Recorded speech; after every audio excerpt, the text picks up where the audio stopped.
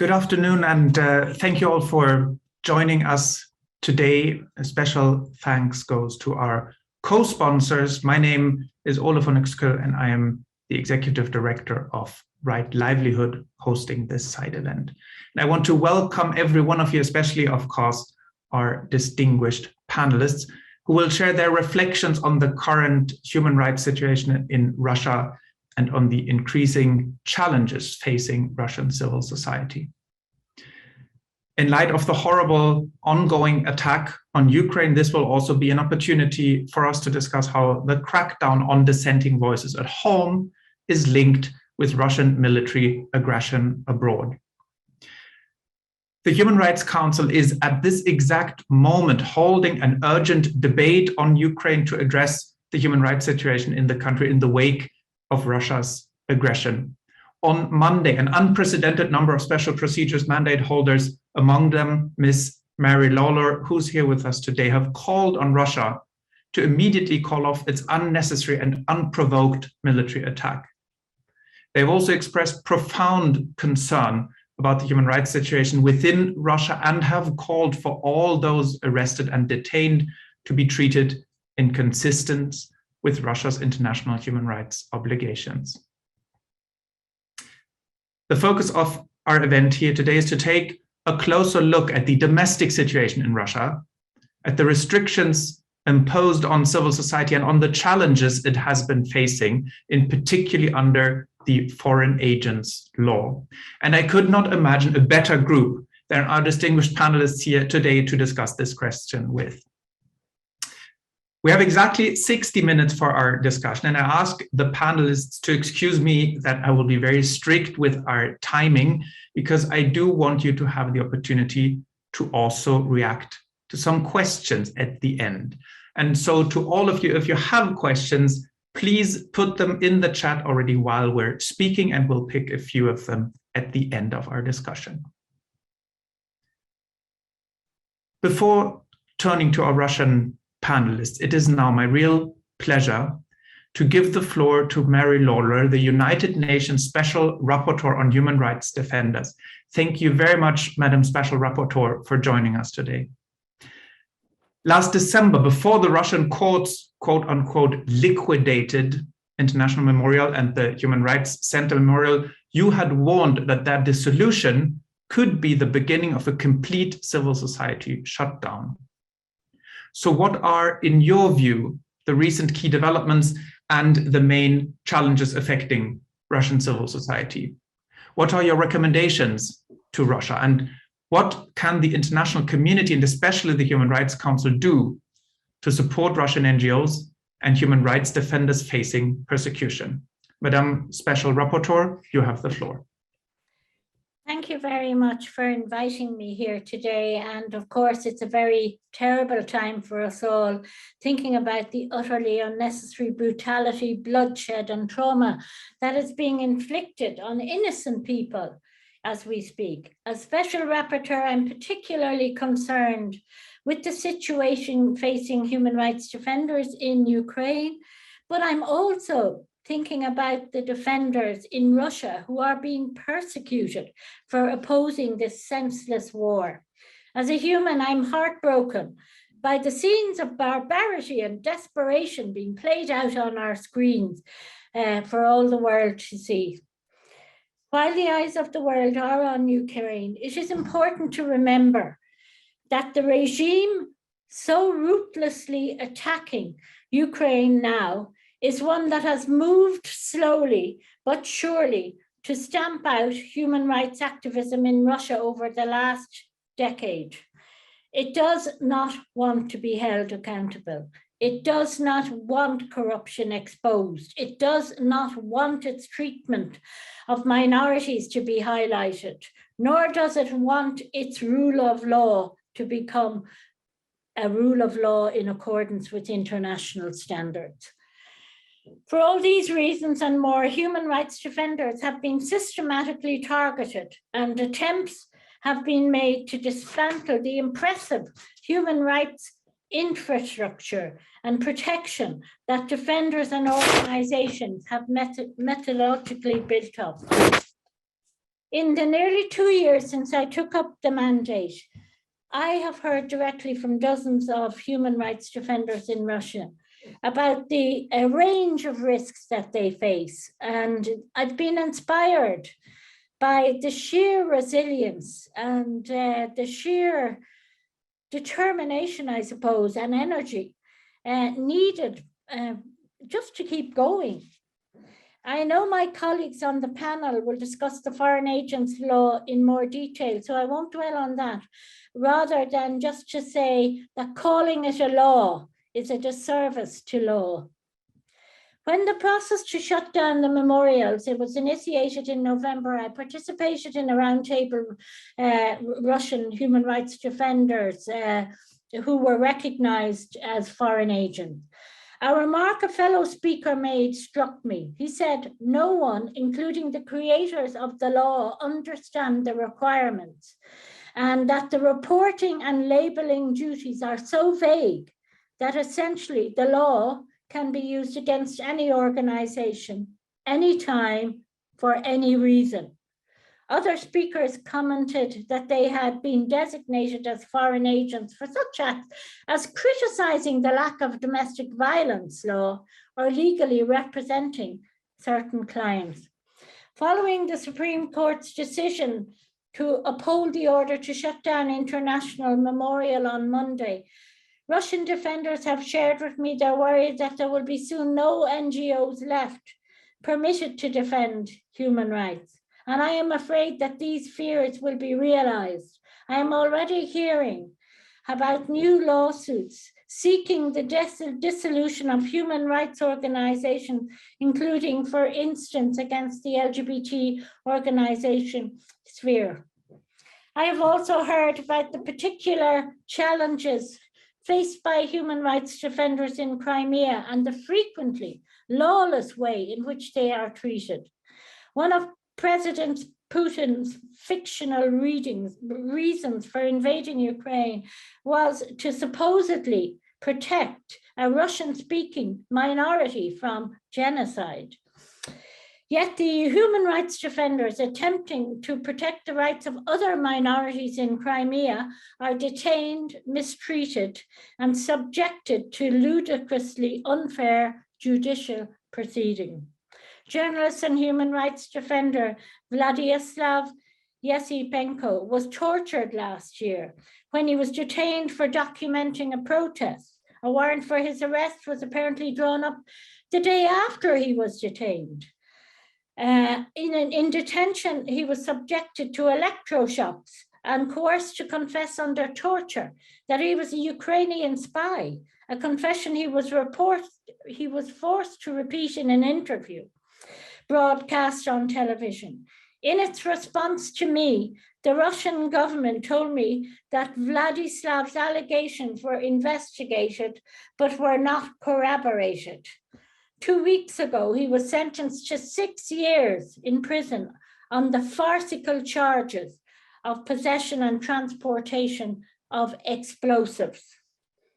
I was asked to make some recommendations to the Russian government, but the Russian government won't speak to me. Most ambassadors at the UN will speak to me, even those that don't have a good human rights record.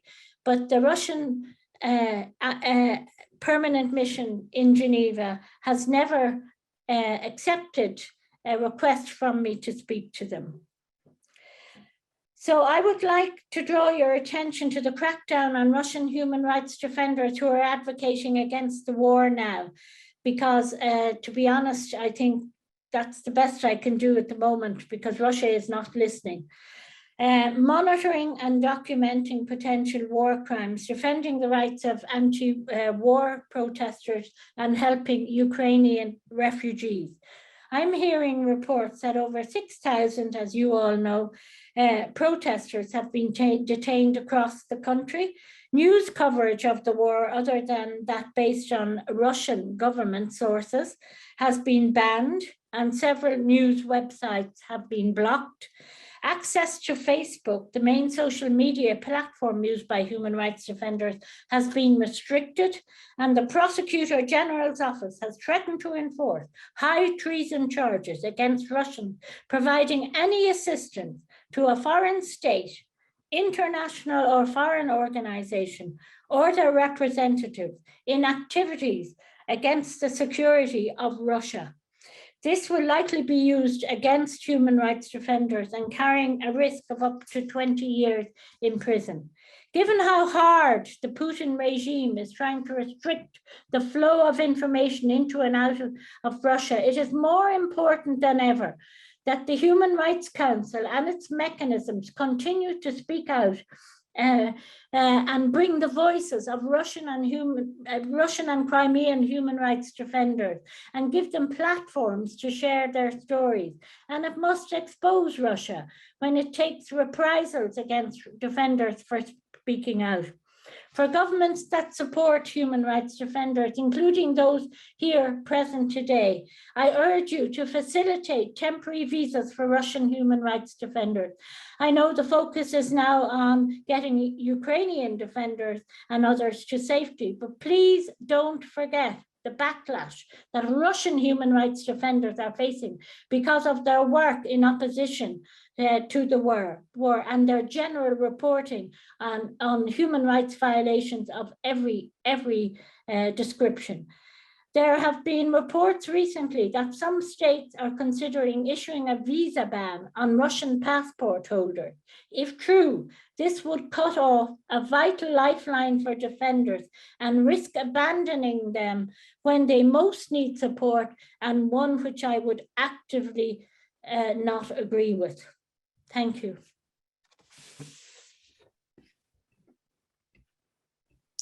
Thank you very much, Madam Special Rapporteur, for your important remarks that did not lack in clarity about the situation.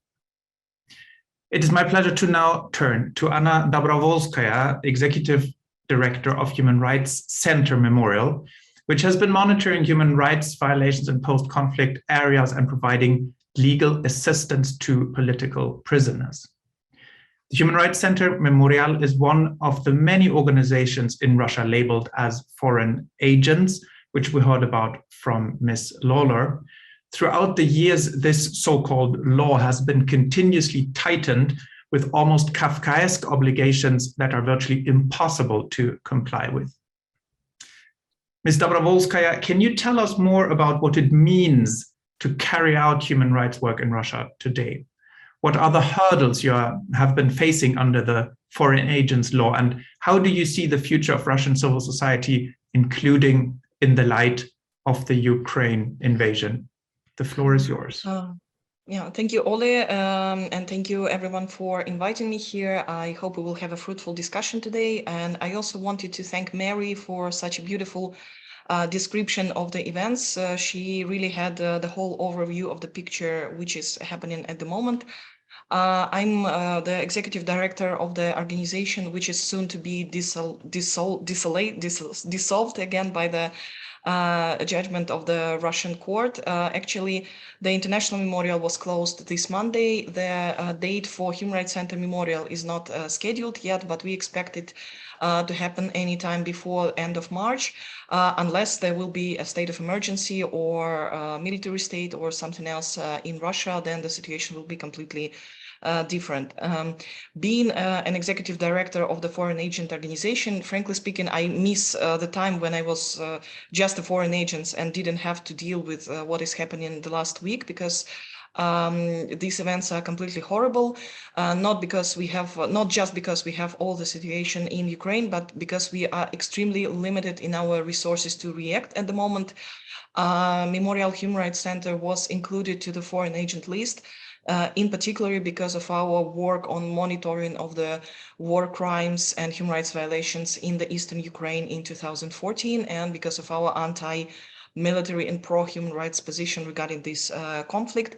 And at the moment, we have received multiple requests to join some monitoring missions, to join some human rights observations, to do some work for refugees, and we are able to do some of this work, but unfortunately, we are much more powerful than we were even in 2014, and that's exactly the result of the foreign agent law. I'm sure that Daniel Beilinson will tell you more about the recent detentions of the military protesters in Russia. For us, it's just very clear that the whole campaign on the foreign agent with the recent liquidation of Memorial was in a way linked to what is happening now in Ukraine. It's quite coincidental, and we do not really believe in coincidence to see that all the events are really happening at the same time. And it's not just our idea, it's also the idea of Ivan Pavlov, who is a prominent lawyer now living in exile outside of Russia and who is also was declared a foreign agent. He said that now it is clear why so many organizations, journalists, media, lawyers and human rights defenders have been included to this list, and why they were not only included to this list, but why the sanctions for being a foreign agent or for continuing to work with this label became so much harder on us at the recent times. I just want to address this concept in general. So if you, I think the future development in Russia, in Russian civil society will only depend on what is happening now in Ukraine.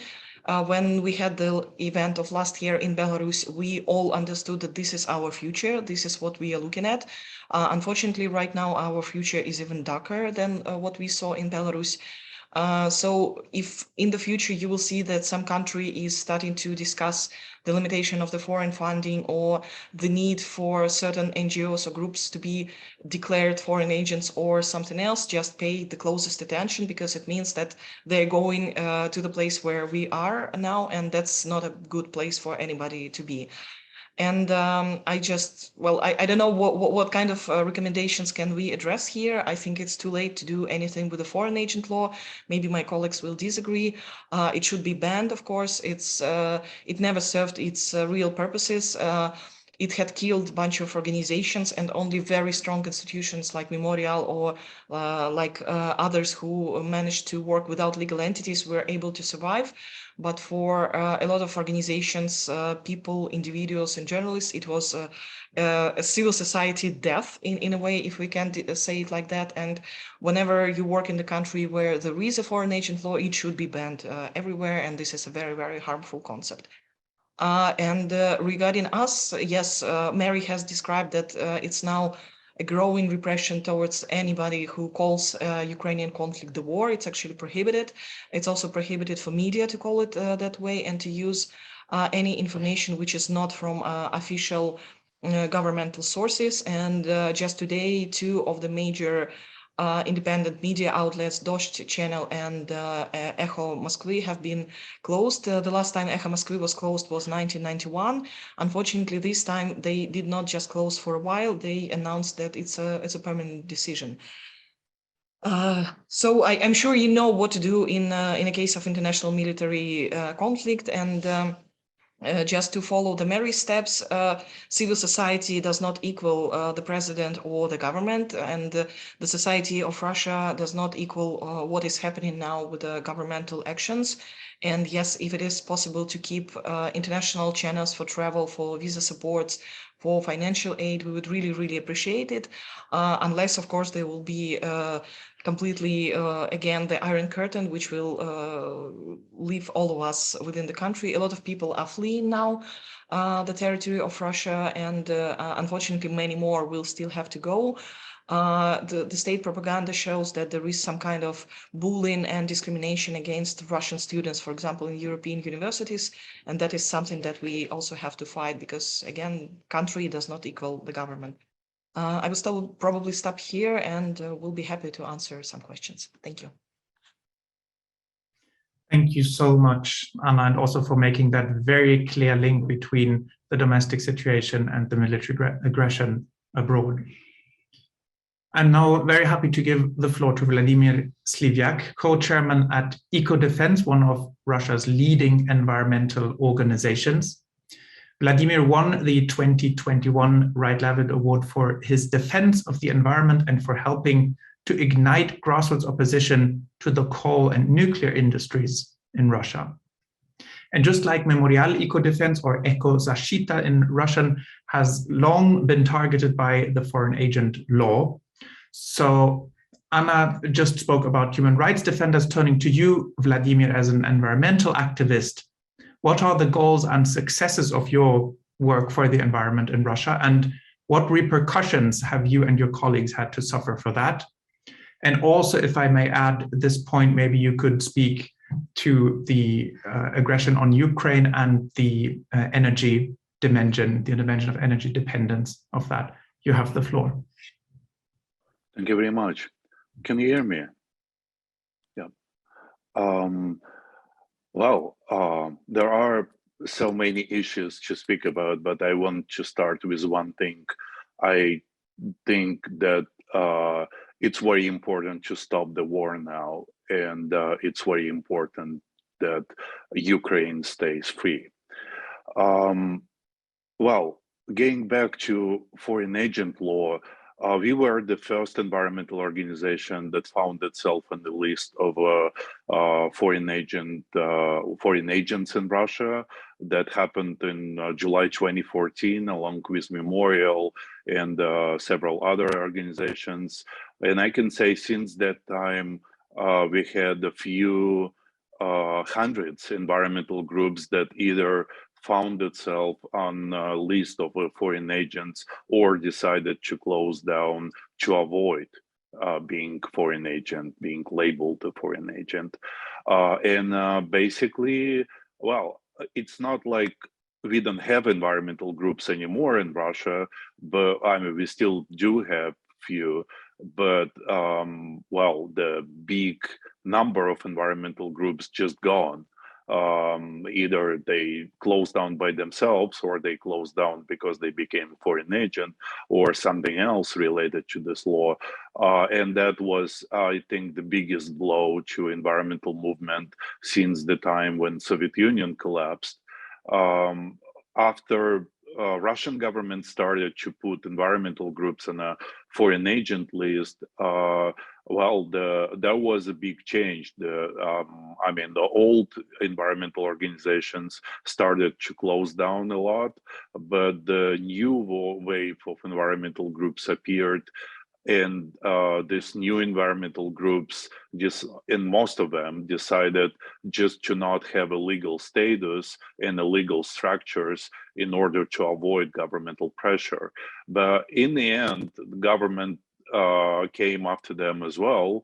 And those who didn't have legal structures, or I don't know, who couldn't be punished through a foreign agent list or a freezing of bank account or somehow else, those groups got under repression anyway, but in a different way.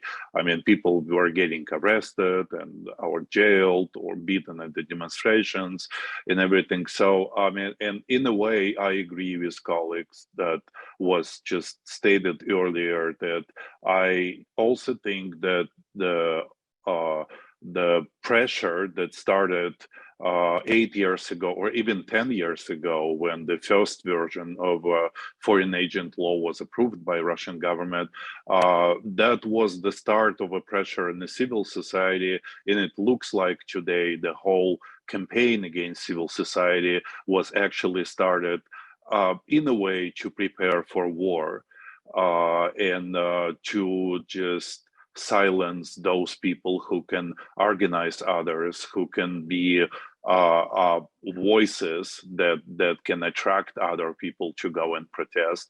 And this is why Russian government decided to actually get rid of a civil society. I think, well, I mean, when it comes to my organization, as I said, back in 2014 in the summer, we became a first environmental foreign agent in Russia. And then later, my colleague, Alexandra Koroleva, was criminally prosecuted. And she escaped from Russia and asked for political asylum in Germany. And we still maintain to some level environmental activities like campaigning against coal or against nuclear in Russia, but we could only survive because we were able to relocate part of organization and part of our activities to Europe, where it's safe for us to work. Today, I'm looking at what's going on in Ukraine, and I'm looking at what Russian president, it appears like, wanted for a long time to do.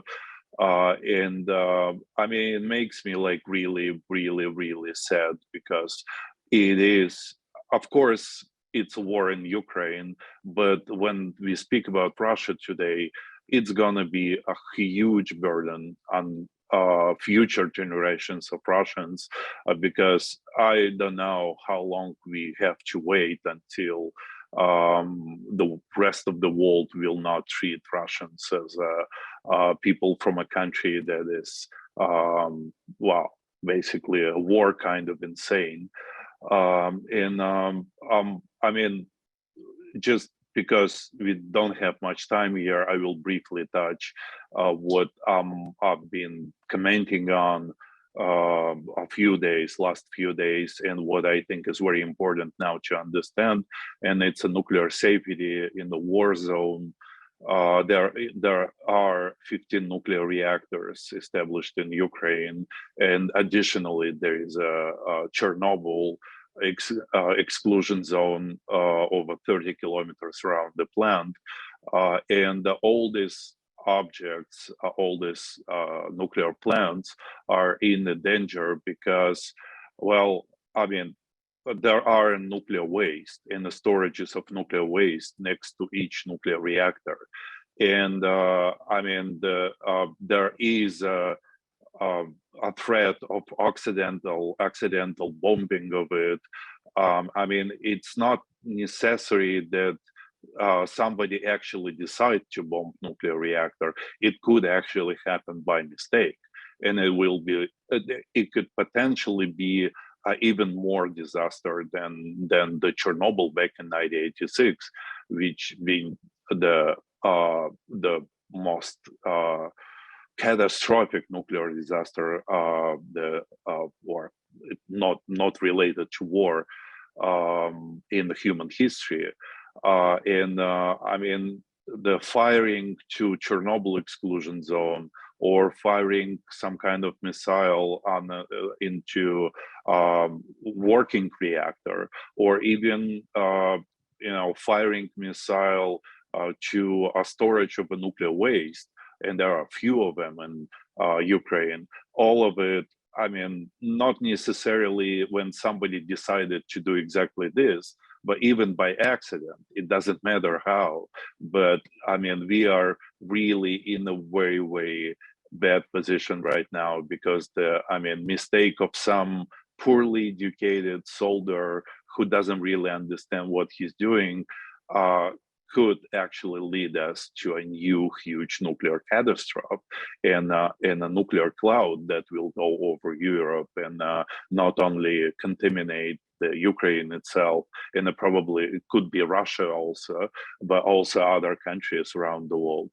I mean, Vladimir, thank you for adding that important and actually frightening perspective to the discussion, and also for how you're putting the crackdown that we're talking about here in the context of really what you see as a long-term preparation for war, and then you point again to the long-term consequence that this war will have for Russian society. I now want to turn to our next panelist, Daniel Beilinson, co-founder of OVD-Info, an independent human rights media project that monitors civil and political rights in Russia. OVD-Info was put on the government's foreign agent list last September, posing increasing threats to your work. And now in December, you saw your website blocked and the government demanded that you eliminate your social media accounts in Russia. Right now, as has been mentioned, the Russian authorities are trying to repress the anti-war protests, and your work of documenting political persecutions and violations of the right of freedom of assembly is more crucial than ever. Please tell us about that, and please also tell us about the repression of independent media services and journalists in Russia, and how this has contributed to the current situation. Daniel, the floor is yours. Yes, thank you very much. And I'm actually totally agree with what previous speakers said, that what we experienced and saw last year was actually a prelude to what we are facing right now. And I also want to stress out that that's not the first time, and this is happening.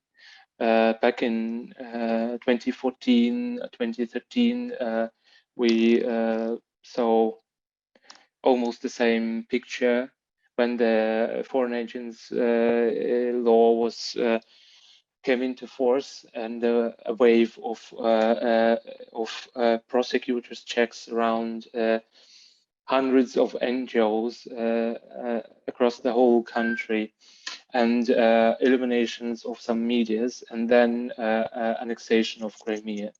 So therefore, I think it is really, as you said, was a planned kind of the motion. And Ori just mentioned that our website was blocked in the December. And here I want to say that since we already talked about the foreign agents law and how bad is this thing, we have a special law for blocking the information, which was used against us in December. And now this is exactly the thing which is used against all the medias, which were blocked in the recent days. So there are around 13 medias. Half of them are Ukrainian, half of them are Russian, and as Anna already said, really major medias were blocked, and Echo Moscow is now in the liquidation phase, and TV Rain channel said that they temporarily suspending their activities. And so this is also something I really ask you to look into, and actually I think it would be really great if the Parliamentary Assembly of Council of Europe would ask the opinion of Venice Commission to look through this law, because this is something which is somehow outside of their view as now, and this is, I think, also a very dangerous law, which might also spring in other countries. So coming back to the current situation, in the recent days from February 24, around 7,500 of people were detained across multiple cities. More than 100 of them were minors. They spent hours in the police vans. Police exceeded statutory limits. Hundreds were kept overnight in the police stations, and a lot of people spend time in really inhuman conditions through those nights. And unfortunately, the police and judicial authorities didn't let human rights defenders and lawyers into police stations and courts. We saw that before, and now they also sometimes even laughing in face, and didn't allow lawyers to step into to protect, to defend people. Police forces massively confiscated phones of people, And sometimes they threat them to unblock phones and going through their messages, trying to understand, to draw a kind of network. And they also force activists to give fingerprints and DNA, also completely unlawfully. And I also want to draw your attention to new legislations, because we are currently really living in a kind of I sometimes feel being in a book of George Orwell. So something completely opposite is happening. Whereas the war is peace and peace is the war. And unfortunately, what is really dangerous is that Prosecutor General Office said that they would persecute those who were precipitate in those actions with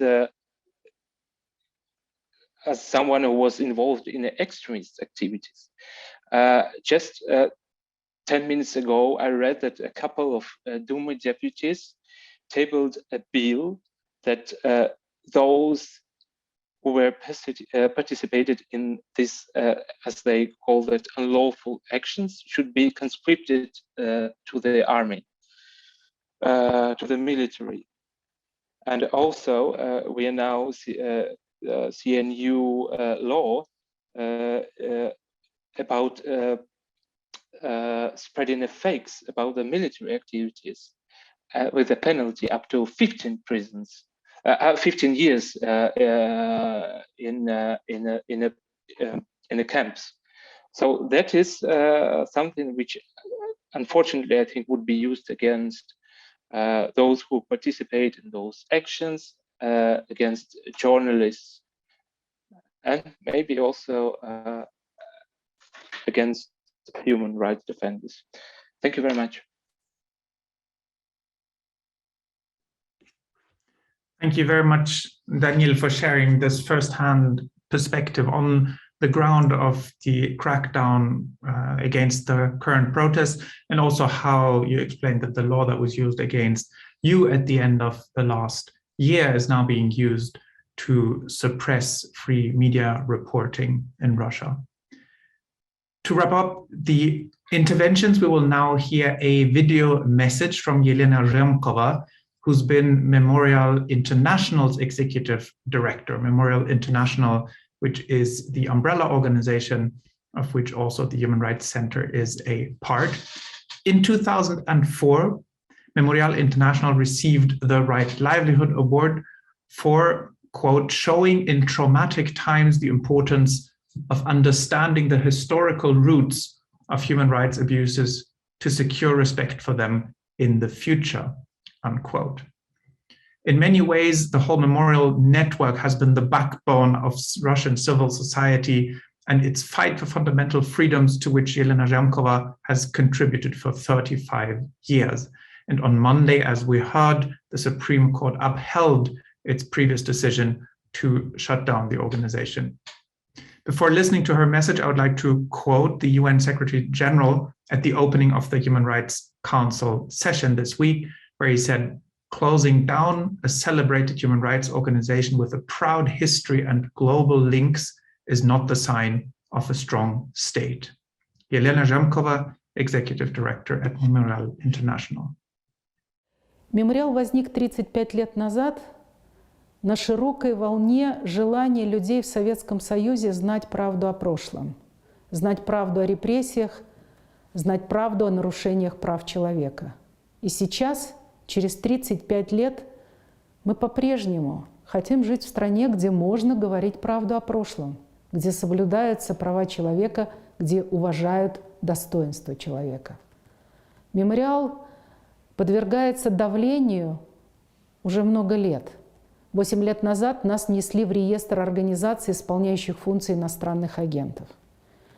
Вокруг нашей работы создается атмосфера враждебности. нам вменили многомиллионные штрафы. Мы собрали деньги на эти штрафы у обычных людей и целиком эти штрафы выплатили. И вот теперь организацию ликвидируют. По формальным причинам нас ликвидируют за то, что мы несколько раз не указали маркировку о внесении в реестр иностранных агентов. Но подлинная, настоящая причина была названа прокурором на суде. Он сказал, почему вместо гордости за страну, победившую в страшной войне и освободившую мир от фашизма, нам предлагают стыдиться и каяться в своем, как оказалось, беспросветном прошлом. Ликвидация мемориала – это удар по национальной памяти России. Это удар по гражданскому обществу России. Мне кажется, очень важно наблюдать, внимательно наблюдать за тем, что происходит в России, за тем, что происходит с мемориалом и со всем гражданским обществом России. В Конституции Российской Федерации по-прежнему есть глава о правах человека. Уверена, Конституцию России и законы России должны соблюдать граждане России и должна соблюдать российская власть.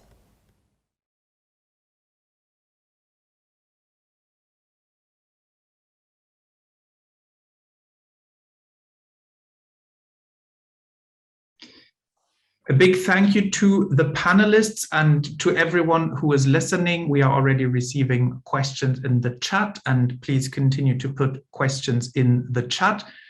Before we start moving to the questions and answers, I would like to give the floor quickly for two interventions from the floor, where the first is from Eugenia Andreyuk, Human Rights Advisor for Eastern Europe and Central Asia at OMCT. You have the floor. Thank you a lot. Indeed, I'm from World Organization Against Torture, and this intervention is also on behalf of Observatory for Protection of Human Rights Defenders that we're doing jointly with the FIDH. But to be honest, as many of the speakers and panelists, I mean, like it's a bit of different nature that I planned, because initially I just wanted to add a bit that actually repressions in Russia is very much larger now than just only on foreign agent legislation. And I wanted to tell about what we have witnessed all this campaign against Committee Against Torture, but also what other organizations are facing as liquidation by court. Those is, for example, Sphere LGBTI organization, but for sure now, and all panelists told about this, that basically now, but especially in the cause of war, the repressions are quite wide, and I think it's difficult to predict how situation will evolve. And for sure, the situation of Russian civil society should remain in focus of international community despite the ongoing armed conflict. And from personal notice from my colleagues, courage to all our Russian colleagues, and I hope that we all will stay safe and strong in this situation. Thank you a lot. Thank you very much, Eugenia. And we have an intervention from Matthew Jones, International Advocacy Officer at Human Rights House Foundation.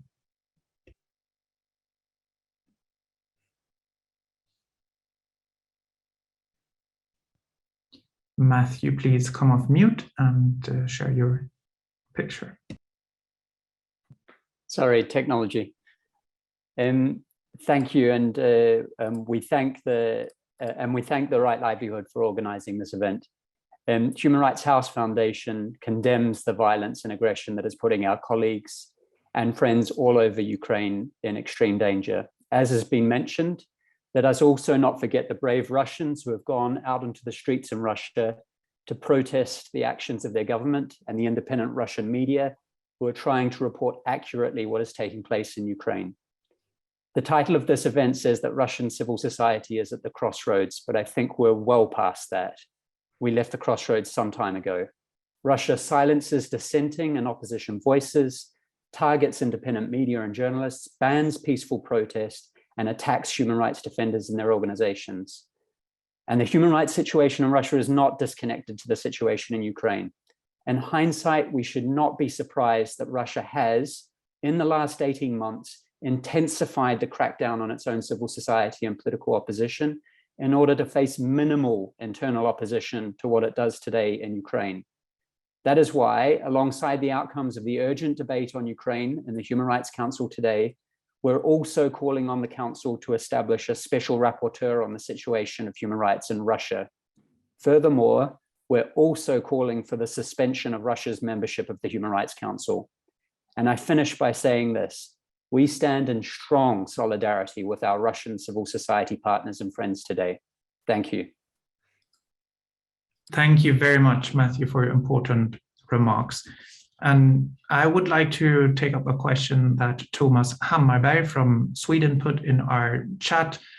Thomas, you write, we human rights activists in our part of Europe really want your advice from the panel on what we can do to support your work in Russia.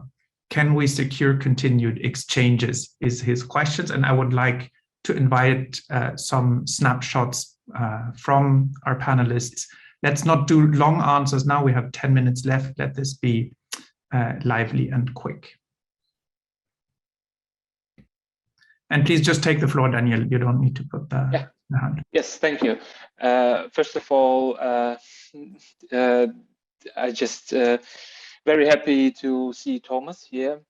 And I would like to draw attention to what Matthew just said about special rapporteurs. I think it is a very good idea to establish special rapporteurs on the situation about of Russian civil society within different forums. Thank you.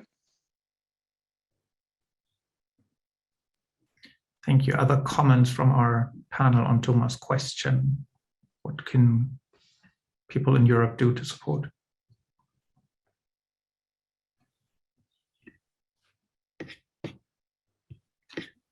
I would then turn to the next question because we have a long row of interesting questions and little time. There's a question saying, we have seen mass protests in Russia previously, particularly following past disastrous wars. Do you think this conflict and the public fallout will be more severe for the Russian government? Anna, you're nodding. Yes, I can also comment. Yes, I think it will be more severe. Especially, we see now that a lot of people are speaking publicly, especially a lot of people who are usually considered with either neutral political position or who stay completely outside of political discussion, like musicians. We, of course, have those musicians who are more liberal and who always talk like against the annexation of Crimea and stuff like that. But there were also people who never spoke out about something political, but now they're trying to talk. We also see that even those people who are like the horrible propagandists from Russia today started speaking, well, maybe it's not that obvious, maybe it's not exactly like denazification and la la la. And it's actually, if it wasn't while there is a horrible tragedy, it's still fascinating to see how those people change their shoes while flying. You know, we call it like that in Russian. And it looks like, yes, the fallout will be severe, but also the reaction of the government will be much severe. And it is something to also to present, because we receive lots of requests from our Ukrainian colleagues, family members, like go out into the streets, protests, kick out the government. You can do this. We could have done it, and you can do it. But unfortunately, the situation in Moscow and in Kyiv is completely different, and it's not just being detained in a cold Avtozak police car, but it's much more severe. And right now, it's up to 20 years in prison. I know nothing can be compared with a bomb flying into your house, but still, it's very hard to just push people and do something which is so dreadful and so horrible for them. So yes, I think we will see harder repression also. And regarding Thomas' question, also nice, very nice to see Thomas here with us. As I said, it's very important for the Russian society not to feel completely isolated, because yes, I think the sanctions should be if there are sanctions, they should be focused more on the government or on the richest people, but not on the ordinary people. And of course, banning the Disney movies or closing IKEA is extremely horrible, but banning the planes and taking all the civilian aviation is so horrible that unfortunately it may cause counter reaction from the Russian society. So there should be some balance here. And of course, the civil society and the activists, those helping refugees, those helping soldiers, those helping soldiers' mothers, will always appreciate the support. And you can just address to anybody and ask what kind of help they need. We also appreciate all the help that we are getting these times. We receive a lot of requests and a lot of proposals of help and cooperation, and that's extremely important because we also have a lot of guilt, and we will have to deal with this guilt and pressure comparing. Well, we used to it since 2014 and before, but still it's something, for some people it's something new, and it's very important to keep the connection between people. Thank you very much, Anna. I will now take a question, if I may. I'm trying to do justice to as many people asking questions as possible. From Lydia Baker, a question specifically directed to you, Vladimir. She was wondering if we could hear a bit more from the environmental perspective about energy and the current situation in Ukraine, and how can Russian organizations work towards a just energy transition in this context? Well, first of all, as long as there is war, I don't think environmental situations, environmental organizations in Russia or in Ukraine can actually work towards energy transition or anything like this.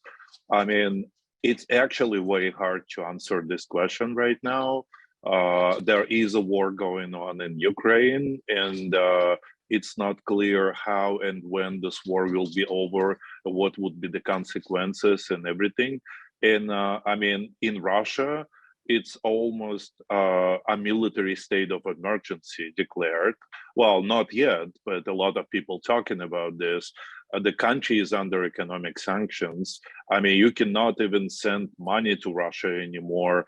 Banks sanctioned. I mean, there are no flights. I mean, well, there are some, but not through Europe.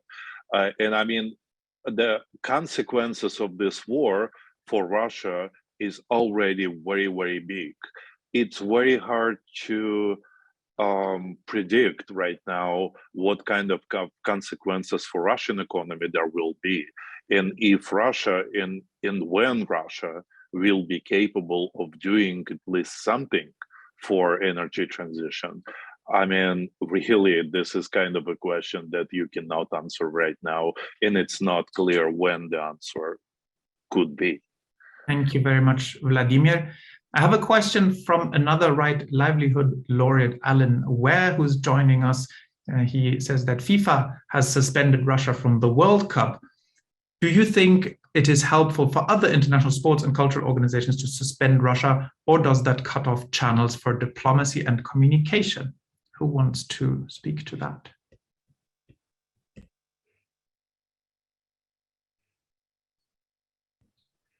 Anna, please go. Trying to unmute myself. Well, they have also banned Russian cats from participating in the international cats exhibition. I don't think this really helps and makes sense. I think there should be some proper adjustments. We can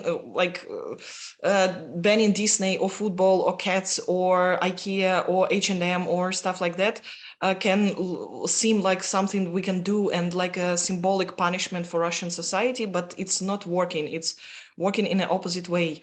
There are also like Russian national sports people and musicians being kicked out of the orchestra.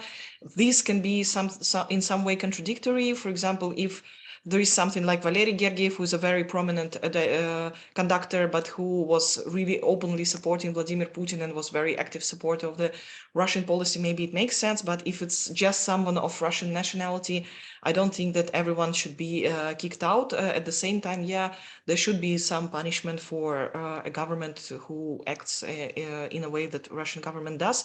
But also I think that we can be a bit more creative and probably come back to the history of previous military conflicts and to take a look at what was working at that time. And it's not Disney or ancient Denmark, unfortunately.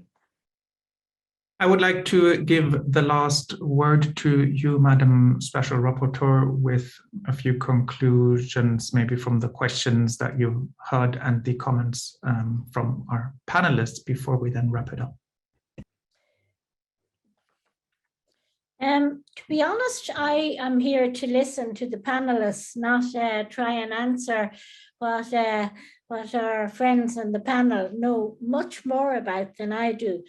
But I do think it's important to try and keep up the visibility of what is happening in Russia to human rights defenders and to civilians that are, or others who are engaged in anti-war protests. And the terrible, Daniel, I think, was saying something I didn't know about, but I haven't got it, it's in my notes there. But you know, there are kernels of information that I really think it's necessary to get out. One of the things I have discovered about all states, we all kind of know it, but they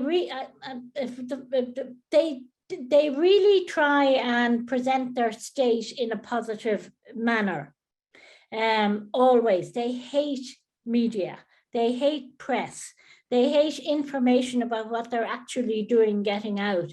And I think the more we can get out information and make sure that everybody is aware of what's happening in Russia currently, the better it will be, because the more people who know about the complete and absolute determination by the Putin government to close down civil society and the work of human rights organizations, and I don't think that has gone out yet to the general public. I think we need to do more on that, because and I know it's difficult because of the way that the media outlets are being shut down. But that, I think, is the role for people who have been working on Russia from outside. That is something that they can take on and really publicize. I think that would help, because you need a tipping point with Russia as well. Thank you so much for sharing your insights. Thank you for being with us, Madam Special Rapporteur. Thank you to our Russian panelists. We are in awe of the courage that you are showing and the determination. And we thank you for making it very, very clear to the whole world that Russia is not its president, and certainly not in this. A big thank you to our audience, to our co-sponsors. Thanks for your questions, thanks for your interest, and for keeping up this important question on everyone's mind on the political agenda in protests in the streets and whatever avenues you are engaging on. A big thank you, and we wish you a nice continued afternoon.